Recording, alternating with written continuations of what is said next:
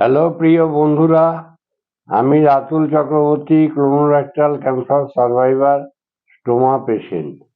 আজকে আমি আপনাদের সাথে শেয়ার করব ক্লোনোরেক্টাল বলতে কি বোঝায় আর স্টোমা পেশেন্ট, স্টোমাটাই বা কি, এই বিষয় নিয়ে আমি আপনাদের সাথে আজকে আলোচনা করব।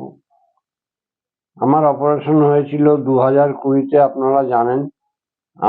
আমাশয়, কনস্টিপেশন এসব ছিল উপসর্গ।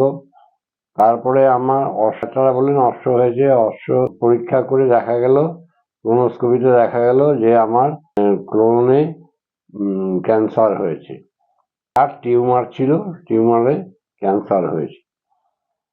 তখন ডাক্তাররা ডিসিশন নিয়ে আমার ক্লোনটাকে কেটে বার করে দেন, কেটে বাইরে বার করে দেন। আমাকে প্রথম জিজ্ঞেস করেছিল যে আপনার পেটে এরকম তো ক্যান্সার হয়েছে, টিউমারটা, তো আপনাকে ওটা রিমুভ করে দিয়ে, কেটে বাদ দিয়ে, আপনার মলাশয়টাকে কেটে বাদ দিয়ে একটা পেটের মধ্যে দিয়ে একটা ফুটো করে দেব।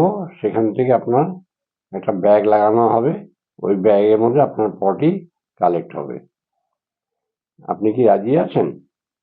তখন আমি উপায় নেই কোনো, যদি কেউ বলে আপনার আঙুলটা কেটে দেবো, কেউ কি কেটে দেবে? বলবে যে হ্যাঁ কেটে দিন।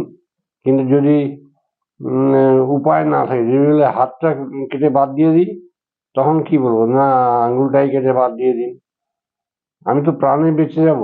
বললো আপনি কোনো অসুবিধা হবে না, আপনি সব কিছু করতে পারবেন, আপনি পাহাড়ে উঠতে পারবেন, সমস্ত কিছু করতে পারবেন, শুধু আপনার সাথে একটা ব্যাগ লাগানো থাকবে, পার্মানেন্ট, লাইফ টাইম। আমি তখন রাজি হয়ে গেলাম যে ঠিক আছে ডাক্তারবাবু, আপনার যেটা ভালো মনে করবেন সেটাই করবেন, সেটাই করুন আমার সাথে। তারপরে ওটাকে কেটে বাদ দিয়ে একটা আমার পেটের বাঁ দিকে একটা স্টোমা বানিয়ে দিলেন, একটা ফুটো করে দিলেন। ওটাকেই বলে স্টোমা। স্টোমাটা অনেকটা এইরকম দেখতে। স্টোমাটার উপরে একটা ব্যাগ লাগাতে হয়। স্টোমা দু রকমের হয়, একটা পার্মানেন্ট স্টোমা, একটা টেম্পোরারি স্টোমা। পার্মানেন্ট স্টোমা সাধারণত বাঁ দিকে হয়, আর টেম্পোরারি যেটা কিছুদিনের জন্য করা হয়, ওটা ডান দিকে করা হয়।